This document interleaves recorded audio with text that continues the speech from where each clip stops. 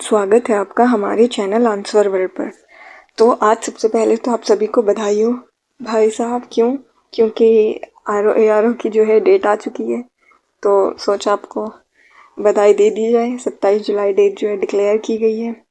ठीक, और खैर आज हम अपनी इस वीडियो में पढ़ने वाले हैं इन्वायरमेंट का ये सेकंड पार्ट होगा।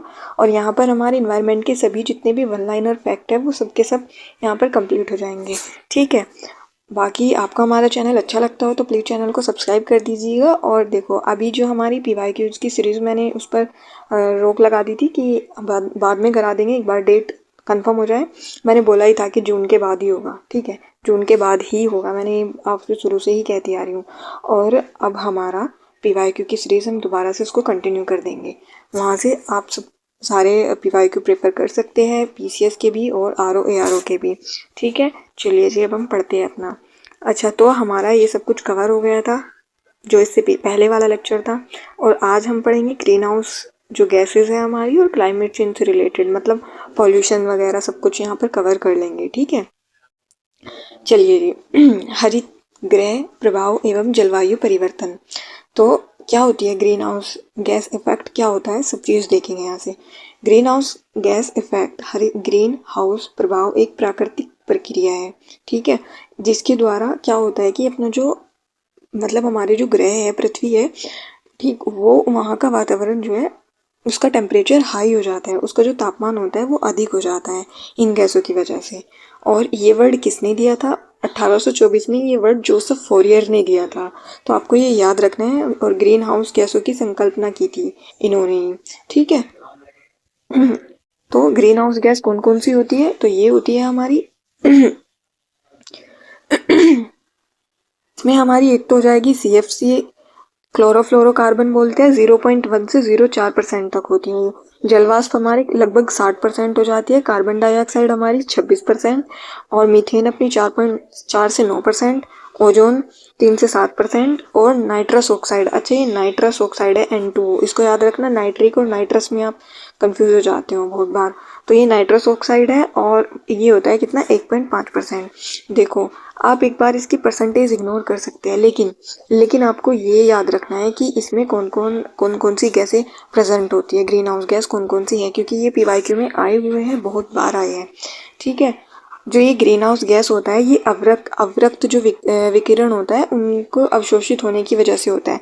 अच्छा देखो, जैसे हमारी ये अर्थ है और ये सन है, यहाँ से जो सन से जो सनरेज आ रही है, वेव आ रही है, उनको हम बोलेंगे शॉर्ट वेव। और जो इधर से जा रही है इनको हम बोलेंगे लॉन्ग वेव। तो इन लॉन्ग वेव की वजह से जो है अपनी अर्थ मतलब अपनी अर्थ गर्म होती है, उसका तापमान अधिक हो जाता है, वो कहीं ना कहीं उसमें ट्रैप हो जाती है, कुछ दिक्कत हो जाती है, ये सारी चीज़ें प्रॉब्लम होती है। ठीक, अभी देखो ये यहाँ पर मैं सारा फिनोमेना एक्सप्लेन नहीं कर सकती हूँ, ऊपर से ओवरव्यू दे दिया है क्योंकि वन लाइनर रिवीजन के पर्पज से है। ठीक, तो वर्ष 2020 में ये काफ़ी पुराना डाटा है, लेकिन आप देख लेते हैं इसमें भी इन्होंने जो है जो सबसे ज़्यादा CO2 का उत्सर्जन किया था वो देश सबसे ज़्यादा किसने किया था?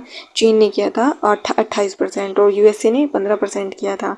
ठीक है, और भारत ने 7% तीसरे स्थान पर। अक्सर ये इस तरह ही मिलते हैं, चीन पहले नंबर पे मिलता है, USA, और फिर भारत का तीसरा आ जाता है नंबर। ठीक, जो इसके जो हम करंट टॉपिक कवर कराते हैं, ये जितनी भी चीज़ें होंगी वहाँ पर कवर कर दी जाएगी।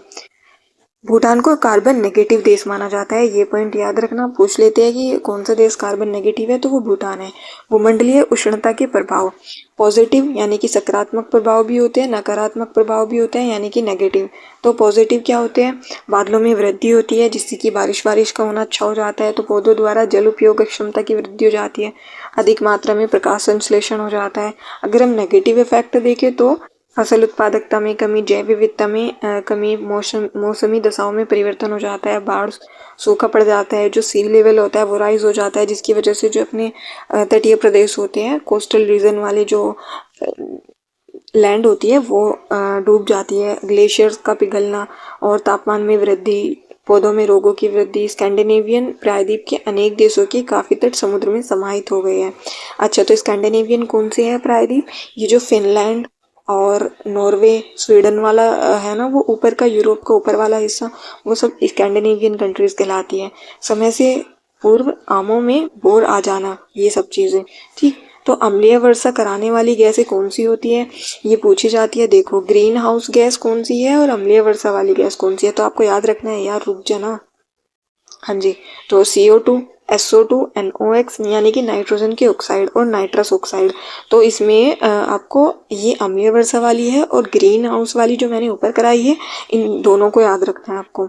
ठीक, प्रभाव क्या होता है इसका, त्वचा पर फफोले, मतलब वो जो पानी के ऐसे ये बन जाते हैं, फफोले बन जाते हैं। ठीक, ताजमहल का जो रंग परिवर्तन हुआ था SO2 के कारण हुआ था, जलीय जीव जंतु को नुकसान होता है। और एक होती है आर्टिफिशियल वर्षा, कृत्रिम वर्षा। इसमें क्या होता है कि जो सिल्वर आयोडाइड होता है, इसकी हेल्प से ये वर्षा कराई जाती है और गर्म वर्षा बादल बनाए जाते हैं सिल्वर आयोडाइड की हेल्प से। और ये जो है एक्सपेरिमेंट चाइना ने किया था। शुष्क बर्फ, ठोस, ये ठोस जो शुष्क बर्फ होती है अपनी, वो CO2 होती है, और एल्किल हैलाइड, इन दोनों को रिएक्ट करा के शीत वर्षा बादल बनाए जाते हैं। ठीक है, देखो अक्सर एग्जाम में ये वाला पूछा गया है, ज़्यादातर ये नहीं पूछते, तो आपको ये भी याद रखना है। बाई चांस ये आ जाए तो आपको याद ही रखना है। ठीक, नेक्स्ट ओजोन क्षरण, ओजोन लेयर, इसके बारे में पढ़ते हैं। तो ये अपने समताप मंडल पे पाई जाती है, स्ट्रेटोस्फेयर पे पाई जाती है। और देखो जो एक अपना ये ट्रोपोस्फेयर होता है, ये अपना स्ट्रेटोस्फेयर होता है। जो यहाँ पर अपनी ओजोन लेयर पाई जाती है वो तो होती है गुड ओजोन, ठीक, वो अच्छी रहती है। लेकिन जो ट्रोपोस्फेयर में पाई जाती है उसको हम क्या बोलते हैं, उसको हम बोलते हैं बैड ओजोन। वो क्या हो गई अपनी बैड ओजोन, ये आपको याद रखना है। ठीक है, चलिए जी। और ये क्या करती है, ये जो सूर्य की हानिकारक किरणें होती है, पराबैंगनी किरणें, उनसे रक्षा करती है हमारी, ठीक, हमारी स्किन की, सब चीज़ों की उनसे रक्षा करती है। ओजोन एक प्राकृतिक गैस है जिसका रासायनिक सूत्र क्या है, O3, ये आपको याद रखना है। ओजोन का अधिकांश भाग जो है 90% भाग स्ट्रेटोस्फेयर में मिलता है, उसकी निचली परत में, और 15 से 30 किलोमीटर के बीच में पाया जाता है। क्षोभ मंडल में ओजोन का शेष भाग 10% पाया जाता है। देखो जैसे ये अपना, एक सेकंड में आपको बना के दिखा देती हूँ, ये अपना ट्रोपोस्फेयर हो गया, ये अपना स्ट्रेटोस्फेयर हो गया। तो यहाँ तक, ये इसके ऊपर ऊपर तक, यहाँ तक अपनी ये वाली जो है ओजोन मिल जाएगी, ओजोन गैस। ठीक, क्षोभ मंडल का ओजोन वायु को प्रदूषित करता है और एवं स्मोक के निर्माण में मदद करता है। याद रखना है कि जो ओजोन है वो स्मोक बनाने में हेल्प करती है, तो हाँ करती है। और क्षोभ मंडल जो है इसलिए क्षोभ मंडल का ओजोन हानिकारक माना जाता है। समझ आ गया। जो ट्रोपोस्फेयर वाली ओजोन होती है वो पोल्यूशन, वायु पोल्यूशन, सॉरी एयर पोल्यूशन बोल सकते हैं उसको, वायु को प्रदूषित करती है और स्मोक बनाती है, इसलिए उसको बैड ओजोन बोलते हैं। वायुमंडल ओजोन का मापन डोप्सन स्पेक्ट्रोमीटर द्वारा किया जाता है। अच्छा, ये क्वेश्चन तो PCS में कई बार आया है कि जो ओजोन का मापन होता है वो किससे करते हैं, तो वो डोप्सन स्पेक्ट्रोमीटर से करते हैं, आपको याद रखना है। इसे डोप्सन यूनिट में व्यक्त किया जाता है, ये भी पूछा गया है। और डोप्सन यूनिट शुद्ध ओजोन की मोटाई कितनी होती है, 0.01 मिलीमीटर के बराबर होती है, तो ये भी इंपॉर्टेंट है, ये भी PYQ में आ चुका है, कई कई बार आ चुका है। ठीक है, ओजोन विघटनकारी पदार्थ कौन कौन से होते हैं, एक तो होता है क्लोरोफ्लोरोकार्बन, एक होता है हाइड्रोफ्लोरोकार्बन, एक हैलोजेंस होते हैं, जैसे कि ये Cl, NaCl, HCl, क्लोरीन वगैरह, ये सब चीज़ ये हो जाते हैं। नाइट्रस ऑक्साइड, ट्राइक्लोरोएथिलीन, हेलोन, 12, 11 और 1301, आपको ये याद रखने हैं सारे एग्जाम्पल, क्योंकि ये ऐसे ऑप्शन में बना के दे देते हैं तो फिर वहाँ पर दिक्कत हो जाती है, तो आपको याद रखने हैं। जो ओजोन क्षरण होता है उसके जिम्मेदार पदार्थों में से सबसे ज़्यादा जो होता है वो कौन सा है, क्लोरोफ्लोरोकार्बन, इसकी वजह से ज़्यादा ओजोन क्षरण होता है। CFC का निर्माण क्लोरीन, फ्लोरीन एवं कार्बन से होता है और इसका व्यापारिक नाम क्या है, फ्रेयॉन। CFC को फ्रेयॉन भी बोलते हैं। ठीक है, हाँ जी। तो CFC का जो मुख्य उपयोग है वो किस में किया जाता है, रेफ्रिजरेटर में किया जाता है, एयर कंडीशनर में किया जाता है, प्रशीतक के रूप में, मतलब जो ठंड करते हैं ना और गैस वो जो बाहर निकलती है वो होती है CFC। आग बुझाने वाले कारक के रूप में प्रयोग किया जाता है। ओजोन परत क्षरण के उपाय ये देख लेने हैं आपको। और टोरंटो विश्वविद्यालय के वैज्ञानिक GW केंट मूर, ये वैज्ञानिक थे एक, और इन्होंने जो है 2005 में तिब्बत पठार के ऊपर ओजोन हैलो को बताया था, इन्होंने ही पता लगाया था वहाँ पर। ओजोन परत के क्षरण हेतु मॉन्ट्रियल प्रोटोकॉल हुआ था, कब हुआ था, 16 सितंबर 1987 को होता है। ये डेट आपको याद रखनी है। मॉन्ट्रियल प्रोटोकॉल किससे रिलेटेड है, ओजोन से रिलेटेड है, ये भी आपको याद रखना है। और ये प्रभावी कब होता है, 1989 में होता है, इसलिए हम 16 सितंबर को जो है ओजोन दिवस मनाते हैं। ठीक, मॉन्ट्रियल प्रोटोकॉल 1987 के तहत विकसित देशों को वर्ष 2000 तक सीएफसी का उपयोग एवं उत्पादन पूरी तरह प्रतिबंधित करने को कहा गया था। फिर रवांडा के किगाली में अक्टूबर 2016 में 197 देश आते हैं और जो हाइड्रोफ्लोरोकार्बन है HFC श्रेणी की ग्रीन हाउस गैसों को कम करने के लिए एक समझौता होता है। कहाँ पर? रवांडा में। इसमें वर्ष 2100 तक ग्लोबल वार्मिंग में 0.5 डिग्री सेल्सियस तक कमी करने का लक्ष्य है, ये आपको याद रखना है। ओजोन प्रक्षरण के प्रभाव देख लेते हैं। अच्छा, और जो पराबैंगनी किरणें होती हैं सूर्य से जो आती है पराबैंगनी किरणें, तो वो 3 वर्गों में बांटा गया है। कौन कौन सी होती है? UVA, ultraviolet A, ultraviolet B, ultraviolet C। ठीक है, तो A उसकी रेंज कितनी होती है? 315 से 400 नैनोमीटर होती है। 280 से 315 नैनोमीटर UVB की होती है। UVC की 100 से 280 नैनोमीटर होती है। जो UVB होती है इसके प्रभाव देख लेते हैं। अत्यंत घातक, मतलब जो सबसे हार्मफुल होती है वो ये ही होती है UVB। इससे मोतियाबिंद हो जाता है, सनबर्न हो जाता है, त्वचा स्किन कैंसर हो जाता है, जीन उत्परिवर्तन, जीन म्यूटेशन, आनुवांशिक दोष हो जाते हैं। ओजोन परत जो है सूर्य की उच्च आवृत्ति के पराबैंगनी प्रकाश की 93 से 99% मात्रा अवशोषित कर लेती है, जो पृथ्वी पर जीवन के लिए हानिकारक है। चलिए जी, नेक्स्ट है आपका पर्यावरण एवं सतत विकास, सस्टेनेबल डेवलपमेंट। ठीक है, तो पर्यावरण आप हम सभी को पता है क्या होता है। पृथ्वी पर पाए जाने वाले जितने भी भूमि, जल, वायु, पेड़ पौधे, ये सब इनका जो आपस में इंटरेक्शन है वो क्या कहलाता है? पर्यावरण कहलाता है। सामूहिक रूप से ये सब कोई पर्यावरण कहलाते हैं। ठीक है, पर्यावरण संरक्षण अधिनियम कब आया था? 1986 में आता है और इसके अनुसार पर्यावरण किसी जीव के चारों तरफ से घिरे भौतिक एवं जैविक दशाओं और उनके साथ अंतःक्रियाओं में को सम्मिलित करता है। तो ये डेफिनेशन आपको याद रखनी है। अगर आपको किसी ऐसे वगैरह में डेफिनेशन डालनी हो या आपको मेंस एग्जाम में डेफिनेशन डालनी हो तो आप इस एक्ट के अकॉर्डिंग करके डाल सकते हैं। ठीक है, इससे एग्जामिनर पे अच्छा इम्पैक्ट पड़ता है। तो पर्यावरण किस किस से मिलकर बना होता है? एटमॉस्फेयर से, इसको क्या बोलेंगे? हाइड्रोस्फीयर, जलमंडल को हाइड्रोस्फीयर बोलेंगे, जीवमंडल, बायोस्फीयर, स्थलमंडल, ये अपना लिथोस्फीयर। तो इन चारों से मिलकर क्या बनता है? पर्यावरण बनता है। और इनके एग्जाम्पल क्या क्या है? वायुमंडल में अपना क्षोभमंडल और समताप मंडल, यानी कि ये ट्रोपोस्फीयर और ये स्ट्रेटोस्फीयर।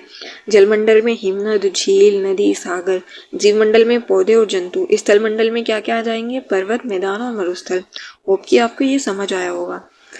तो पर्यावरण के संगठक क्या होते हैं? एक तो भौतिक या जैविक जिनको बोलते हैं, जैसे कि स्थल, वायु, जल वगैरह ये हो जाते हैं। एक सांस्कृतिक होता है, मानव निर्मित गतिविधियां होती है जो, ठीक है। एक जैविक होता है जैसे कि पादप जंतु और सूक्ष्म जीव। पर्यावरण प्रदूषण तो प्रदूषण भूमि, वायु तथा जल के भौतिक, रासायनिक और जैव अभिलक्षणों में अनापेक्षित परिवर्तन का फलस्वरूप है। वे पदार्थ जिनसे प्रदूषण फैलता है उनको हम प्रदूषक बोलते हैं। और प्रदूषण कितने प्रकार के होते हैं? देखो, भौतिक गुणों के आधार पर हम क्या क्या बोल सकते हैं? गैस प्रदूषण होता है, धूल प्रदूषण, ताप प्रदूषण, ध्वनि, रेडियो सक्रिय प्रदूषण। आपको ये याद रखने हैं। बाई चांस को ऐसे क्वेश्चन बनाने लगे कि भौतिक गुणों के आधार पर कौन कौन से प्रदूषण इनके अंडर में आएंगे, तो ऐसे ऑप्शन में दे दे तो आपको ये याद रखने हैं। ठीक, तो ये आपका हो गया। फिर आते हैं उत्पत्ति के आधार पर, जैसे कि प्राकृतिक जो कि नेचुरली होता है, ज्वालामुखी का फूटना, वहां से बहुत सारी गैसें रिलीज होती है जिससे कि एटमॉस्फेयर पोल्यूशन हो जाता है। ठीक, मानवोद्भवी यानी कि जो मनुष्य के द्वारा औद्योगिक क्षेत्र वगैरह से, कृषि से उत्पन्न प्रदूषक होता है, जैसे कि फर्टिलाइजर वगैरह डालते हैं हम तो अपना सॉइल पोल्यूशन हो जाता है। ठीक है, पारिस्थितिक तंत्र के आधार पर जैव निम्नीकरणीय मतलब घर का कूड़ा, पशुओं का मलमूत्र, सीवेज आदि। जैव निम्नीकरणीय रहित जैसे कि प्लास्टिक, DDT, बेंजीन, हेक्साक्लोराइड। ठीक है, फिर अपना होता है पर्यावरण भाग के आधार पर, तो जल प्रदूषण होता है, वायु प्रदूषण होता है, भूमि प्रदूषण होता है। तो ये क्या है अपना धारणीय विकास या सतत विकास यानी कि सस्टेनेबल डेवलपमेंट। धारणीय विकास की जो अवधारणा थी वो कब दी गई थी और क्या है इसका मतलब, सब देखेंगे अभी। ठीक है, अच्छा, तो जो ये होता है सतत विकास, ये क्या होता है कि हम जो करंट में आज है यहाँ पर तो अपना यूज कर ही रहे हैं रिसोर्सेज का, लेकिन हमें जो है फ्यूचर के लिए भी अपने रिसोर्सेज बचा कर रखने हैं कि हमारी फ्यूचर जनरेशन के लिए वो काम आ सके। ठीक है, देखो यही लिखा है, जिसके तहत वर्तमान की आवश्यकताओं के साथ साथ भविष्य की आवश्यकताओं को भी ध्यान में रखा जा सके, ये है होता है इसका मतलब। और ये जो धारणा है ये कब दी गई थी? 1987 में दी गई थी। World commission on environment and development ने अपनी रिपोर्ट आवर कॉमन फ्यूचर में ये धारणा जो है प्रस्तुत की थी।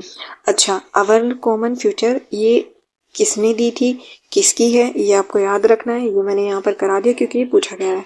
और 1992 में पृथ्वी सम्मेलन होता है, एजेंडा 21 में इसका समर्थन प्रदान किया गया था इसको। ठीक है, एजेंडा 21 इसके अंदर क्या क्या बातें थी? जैविक विविधता का सर्वेक्षण करना और संकटग्रस्त जीवों का संरक्षण करना, पूंजी स्थानांतरण को उदार बनाने पर बल, सबको खाद्य, स्वच्छ जल और सुरक्षा, विकासशील देशों में गरीबी निवारण एवं जनसंख्या नियंत्रण, यानी कि जो डेवलपिंग कंट्रीज हैं वहां पर। धारणा या सतत विकास की अवधारणा के सर्वप्रथम प्रतिपादक कौन थे? ब्रेटलैंड थे, 1987 में दी थी इन्होंने ये। और आपको ये याद रखना है क्योंकि सस्टेनेबल डेवलपमेंट बहुत ज़्यादा आजकल ट्रेंड में रहता है, करंट में रहता ही है, तो ब्रेटलैंड ये आपको याद रखना है। हाँ जी, तो संयुक्त राष्ट्र संघ ने 17 सतत विकास लक्ष्यों का निर्धारण किया है, जिन्हें 2030 तक प्राप्त करने का लक्ष्य भी है। तो वो 17 कौन कौन से है तो देख लेते हैं हम अभी। ठीक, पहला है अपना क्या? गरीबी की समाप्ति। गरीबी की समाप्ति होगी तो भूखमरी से भूख कम होगी, भूखमरी कम होगी हमारे देश में। फिर जो है स्वास्थ्य और सुरक्षा का ख्याल रखा जाएगा, गुणवत्तापूर्ण शिक्षा दी जाएगी, लैंगिक समानता होगी, जो छठा गोल आ जाता है उसमें जल एवं स्वच्छता आ जाएगी, और 7वें में किफायती एवं स्वच्छ ऊर्जा, 8वें में उत्कृष्ट एवं आर्थिक विकास, जो 9वां है उसके अंदर उद्योग, नवाचार, बुनियादी ढांचे का विकास, 10वें में असमानताओं में कमी, 11वें में संवहनीय शहरी और सामुदायिक विकास, जिम्मेदारी के साथ उपभोग और उत्पाद, ये अपना 12वां हो जाएगा गोल, 13वें में जलवायु कार्रवाई, और 14वें में जलवायु जीवों की सुरक्षा, जलीय जीवों की सुरक्षा, 15वें में स्थलीय जीवों की सुरक्षा। इन दोनों को याद रखना क्योंकि अक्सर एग्जाम में 13, 14, 15 और 10 ये आता है, ज्यादातर मैचिंग में यही आया है अभी तक भी वाईक्यूज में। 16वें में क्या होता है? शांति, न्याय और सशक्त संस्थाएं, और 17वें में लक्ष्यों के लिए भागीदारी की हम क्या क्या जो है इनिशिएटिव लेंगे इनको पूरा करने के लिए। ठीक है, चलिए जी, अब हम देखेंगे अपने जितने भी पोल्यूशन से रिलेटेड होते हैं, प्रदूषक वगैरह, ये सब देखेंगे। और आपको जो है इन प्रदूषक के नाम भी याद रखने हैं कि प्राथमिक प्रदूषक कौन है, द्वितीयक कौन है, तृतीयक कौन है। और क्योंकि इससे क्या होता है कि ये एग्जाम में आता है ऐसे कि इसमें प्राथमिक प्रदूषण का उदाहरण कौन सा है, तो ये दे देंगे, इनमें से कोई सा भी ऑप्शन में डाल देंगे आपको, इसलिए याद होना जरूरी है। ठीक है, तो प्राथमिक प्रदूषक ये जो है ये वाले प्रदूषक प्राकृतिक या फिर मानवीय क्रियाकलापों के साथ सीधे वायु में निष्कासित होते हैं, जैसे कि CO यानी कि carbon monoxide, nitric acid, sulphur dioxide, ammonia, carbon dioxide, कणिकीय पदार्थ यानी कि पार्टिकुलेट मैटर, नाइट्रोजन डाइऑक्साइड, ये आपको सारे एग्जाम्पल याद रखने हैं। ठीक है, द्वितीयक प्रदूषक क्या होते हैं? इनका निर्माण विद्युत चुंबकीय विकिरणों के प्रभाव के अधीन प्राथमिक प्रदूषकों तथा सामान्य वायुमंडल यौगों के बीच रासायनिक अभिक्रियाओं के परिणाम स्वरूप होता है। मतलब जैसे कि ये अपने ये है, इनके साथ में जो है जो अपने वायुमंडल में जो गैसें रहती है, जो अदर चीजें होती है वो रिएक्शन करती है, फिर अपना जो है इनका निर्माण होता है द्वितीयक पोल्यूशन प्रदूषक का। ठीक है, तो इसके एग्जाम्पल क्या हो जाएंगे? ओजोन, नाइट्रिक एसिड यानी कि HNO3, सल्फर डाइऑक्साइड SO3, और सल्फ्यूरिक एसिड यानी कि H2SO4। वायु प्रदूषण क्या होता है? जब मानवीय या प्राकृतिक कारणों से वायुमंडल में उपस्थित गैसों के निश्चित अनुपात में अवांछनीय परिवर्तन हो जाता है, उसे हम वायु प्रदूषण कहते हैं। ठीक है, अब यहाँ पर वायु प्रदूषण कौन कौन करता है इसकी सभी ये देख लेते हैं। प्रदूषक पार्टिकुलेट मैटर, ये जो है क्या होते हैं? 10 माइक्रोन से बड़े आकार वाले कणों को शुद्ध कणिकीय पदार्थ या धूल की संज्ञा दी जाती है। ठीक है, और PM10, PM2.5 ये रहते हैं ना, तो ये वो ही है। फ्लाई ऐश क्या है?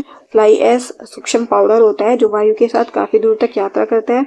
इसका उत्सर्जन मुख्यतः कोयला आधारित ताप विद्युत घरों से होता है।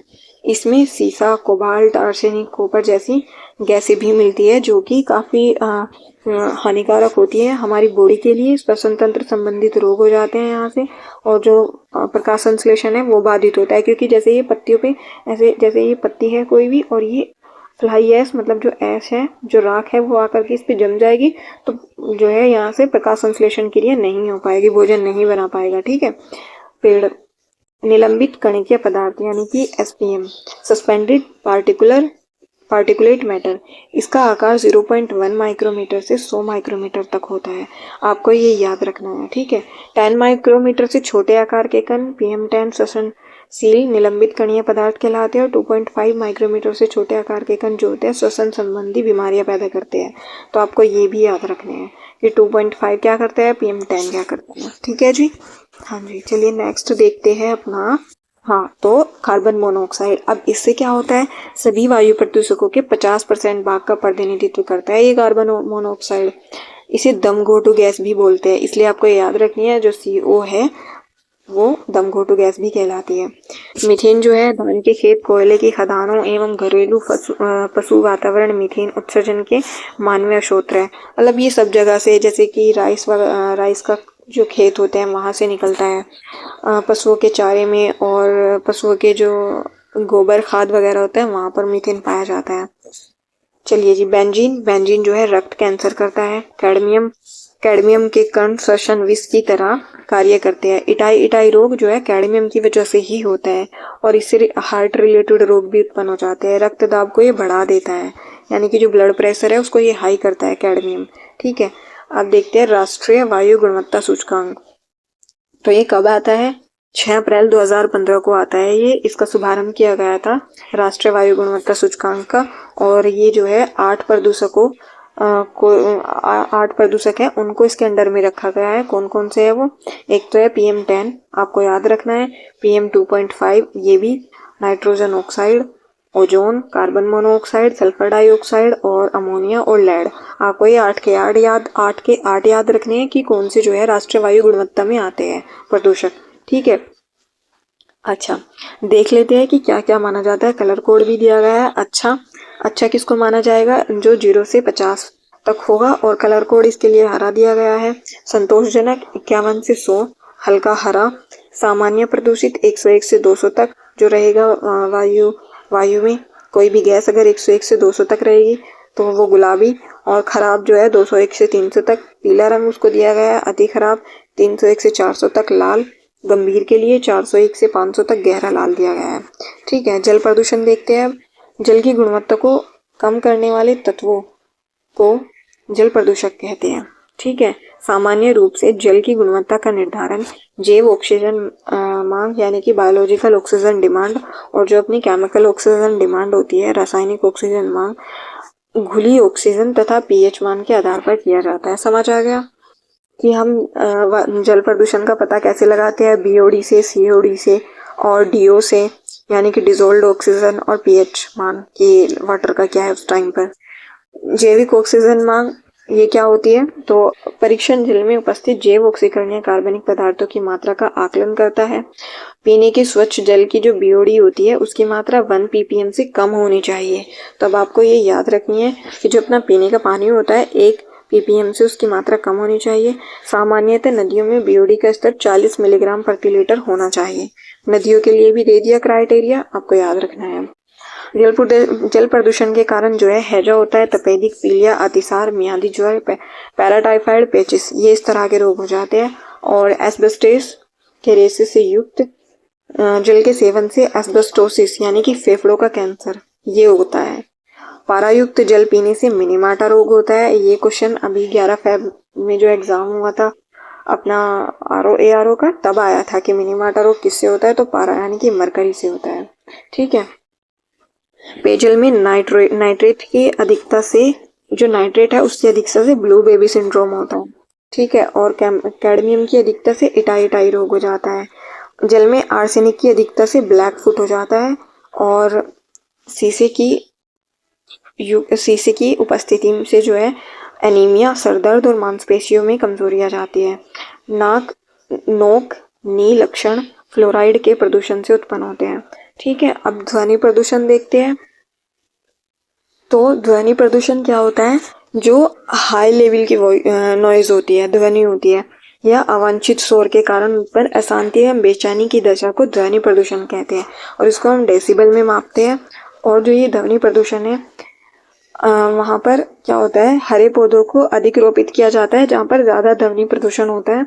तभी जो रोड साइड होते हैं, आपने देखा होगा कितने पेड़ लगे रहते हैं, इसीलिए कि उनकी जो वो नॉइज़ है वो रोक सके, उसके लिए वे रोकने का काम कर सके, क्योंकि उनमें ध्वनि को अवशोषित करने की अक्षमता होती है। अच्छा, तो अब आपको ये याद रखना है कि कहाँ कहाँ के लिए कितनी ध्वनि के लिए अनुमति दी गई है, कि इससे ज़्यादा नहीं होनी चाहिए, इतनी रहनी चाहिए। इससे कम रह सकते हैं लेकिन ज़्यादा नहीं। तो 20 डेसिबल जो है सरसराहट, पत्तियों की सरसराहट से कितनी आवाज़ आती है, 20 डेसिबल आती है। फुसफुसाहट से 30 डेसिबल तक आ जाती है। 40 डेसिबल यानी कि जो शांत कमरा रहता है ना, वहाँ पर 40 डेसिबल ध्वनि रहती है। और 60 डेसिबल सामान्यतः बातचीत में, और 80 से 85 डेसिबल ट्रक व बसों की आवाज़ हो जाती है। और आपको पता ही होगा, जब ये हॉर्न लगते हैं ना इनके, तो ऐसे सर में आवाज़ भी गूंज जाती है इस वाली आवाज़ से। जेट इंजन की आवाज़ 120 डेसिबल तक होती है, जेट प्लेन की लैंडिंग 150 डेसिबल तक, और रॉकेट इंजन 180 डेसिबल तक। आप देख सकते हैं कितना ज़्यादा हाई वॉल्यूम होता होगा उसका। और बाकी अब यहाँ पर जो संगठन है और इनका भी ये स्थापित हुए थे, इनके मुख्यालय, क्योंकि एनवायरनमेंट में इम्पोर्टेंट हो जाते हैं। ठीक है। और यूनेप का मतलब होता है यूनाइटेड नेशन एनवायरनमेंट प्रोग्राम, 1972 में बनता है। नैरोबी केनिया में इसका मुख्यालय है। रेड क्रॉस 1863 में बनता है। जेनेवा स्विट्जरलैंड में इसका मुख्यालय है। और ग्रीन पीस कब बनता है, 1971 में। एम्स्टर्डम नीदरलैंड में इसका मुख्यालय है। अमनेस्टी इंटरनेशनल 1961 में, लंदन इंग्लैंड। और WWF यानी कि world wide fund of nature, तो ये 1988 में बनता है कैम्ब्रिज इंग्लैंड में। ह्यूमन राइट वॉच, ये 1978 में न्यूयॉर्क USA में इसका मुख्यालय है। IPCC 1988 में बनती है जेनेवा स्विट्जरलैंड में। ट्रैफिक 1976 में कैम्ब्रिज इंग्लैंड में। और वेटलैंड इंटरनेशनल 1996 में नीदरलैंड में है इसका मुख्यालय। फ्रेंड्स ऑफ अर्थ 1969 में एम्स्टर्डम नीदरलैंड में। और ये क्या है, IUCN, ठीक है, international union for conservation of nature, 1948 में बनता है। ग्लैंड स्विट्जरलैंड में इसका जो है मुख्यालय है। अच्छा जी, अब ये इनकी संधि देखते हैं, उनसे रिलेटेड जो जो बातें हुई थी, कौन से वर्ड्स थे, सब कुछ यहाँ पर कवर कर लेंगे। ठीक है। स्टॉकहोम सम्मेलन जो है स्वीडन में होता है और 1972 में होता है। इसको जो है मैग्ना कार्टा बोलते हैं पर्यावरण के फील्ड में। इस सम्मेलन में जो है संयुक्त राष्ट्र पर्यावरण कार्यक्रम यूनेप की स्थापना हुई थी। ठीक है। और 5 जून को पर्यावरण दिवस मनाते हैं, इसीलिए मनाते हैं। समझ आ गया आपको। देखो यहाँ पर जो यूनेप है 1972 में बनता है, स्टॉकहोम सम्मेलन में ही बनता है वो। मॉन्ट्रियल सम्मेलन कब होता है, कनाडा में होता है 1987 में। और ओजोन परत के क्षरण हेतु के लिए ये अंतर्राष्ट्रीय समझौता हुआ था। 16 सितंबर को हम जो है ओजोन दिवस मनाते हैं इसी वजह से। रियो सम्मेलन कब आता है, ब्राजील में हुआ था ये। और पृथ्वी सम्मेलन बोलते हैं इसको, 1992 में होता है। एजेंडा 21 और सतत विकास हेतु जो है स्वीकृत किए गए थे। जलवायु परिवर्तन पर संयुक्त राष्ट्र फ्रेमवर्क कन्वेंशन UNFCCC की स्थापना की गई थी। ठीक है। क्योटो प्रोटोकॉल पृथ्वी +5 सम्मेलन बोलते हैं इसको, 1997 में आता है, जो कि ग्रीन हाउस गैसों से रिलेटेड रहता है कि हम ग्रीन हाउस गैसों में कमी कैसे कर सके, जिससे कि अपने यहाँ पर अर्थ पर टेम्परेचर नॉर्मल रह सके। 1990 के स्तर में 5.2% की कटौती करने का निर्णय लिया गया था। ठीक है। फिर जोहान्सबर्ग सम्मेलन होता है और 2002 में होता है। रियो +10 बोलते हैं इसको, पृथ्वी +10 सम्मेलन भी बोलते हैं। द्वितीय पृथ्वी सम्मेलन भी बोलते हैं। गरीबी उन्मूलन हेतु विश्व एकजुटता कोष की स्थापना की गई थी। सतत विकास पर बल दिया गया था। फिर कानकुन सम्मेलन मैक्सिको में होता है और 2010 में $100 अरब हेतु जो है हरित जलवायु कोष, ग्रीन क्लाइमेट फंड स्थापित किया गया था। अच्छा, अब आपको ये याद रखना है कि जो फंड है, कौन कौन से सम्मेलन में कौन सा फंड स्थापित किया गया था। जैसे कि विश्व एकजुटता कोष जोहान्सबर्ग में किया गया था, और ग्रीन क्लाइमेट फंड जो है कानकुन में किया गया था मैक्सिको में। रियो +20 सम्मेलन ब्राजील में होता है, जो कि पृथ्वी +20 सम्मेलन भी बोलते हैं इसको, 2012 में होता है। द फ्यूचर वी वॉन्ट, ये इसका मसौदा प्रस्तुत किया गया था। और ऐसे पूछा गया है कि द फ्यूचर वी वॉन्ट कौन से सम्मेलन में आया था, तो वो आया था अपने पृथ्वी +20 सम्मेलन में। जलवायु अनुकूलन शिखर सम्मेलन नीदरलैंड में होता है 2021 में। अंतर्राष्ट्रीय कृषि विकास निधि यानी कि IFAD नामक नवीन अम्ब्रेला निधि का स्थापना की गई थी। अब देखते हैं पर्यावरण से रिलेटेड पुरस्कार कौन कौन से होते हैं। जो टाइलर पुरस्कार होता है 1973 में स्थापित किया गया था और कैलिफोर्निया विश्वविद्यालय द्वारा दिया जाता है। गोल्डमैन पुरस्कार 1989 में गोल्डमैन फाउंडेशन के द्वारा। ग्लोबल 500 पुरस्कार 1987 में यूनेप के द्वारा। और गोल्डन पांडा पुरस्कार 1982 में world life conservation charity Bristol England में है, जो कि उसके द्वारा दिया जाता है। सासाकावा पुरस्कार 1986 में यूनेप के द्वारा। विटली पुरस्कार 1994 में विटली फंड के द्वारा। और इंदिरा गांधी पर्यावरण पुरस्कार 1987 में भारत सरकार के द्वारा। इंदिरा प्रियदर्शनी पुरस्कार 1986 में पर्यावरण और वन मंत्रालय भारत सरकार के द्वारा। राजीव गांधी वन्य जीव संरक्षण पुरस्कार पर्यावरण एवं वन मंत्रालय भारत सरकार के द्वारा। तो जो भारत सरकार वाले हैं आपको वो याद रखने हैं, ठीक है। देखो मैंने यहाँ पर सब कुछ कवर करा दिया है। होप कि आपको ये मेरी इन्वायरमेंट वाली जितने भी लेक्चर होंगे हमारे अच्छे लगे होंगे, कंटेंट अच्छा लगा होगा और रिवीजन के पर्पज से आपके लिए काफ़ी हेल्पफुल होगा। तो प्लीज़ आप चैनल को सब्सक्राइब कीजिएगा और वीडियोस को शेयर वगैरह भी कीजिएगा। बाकी अब आप पढ़ते रहिए, अच्छे से जुड़ जाइए, मेहनत कीजिए, आपका सिलेक्शन ज़रूर होगा। चलिए बाय बाय, टेक केयर।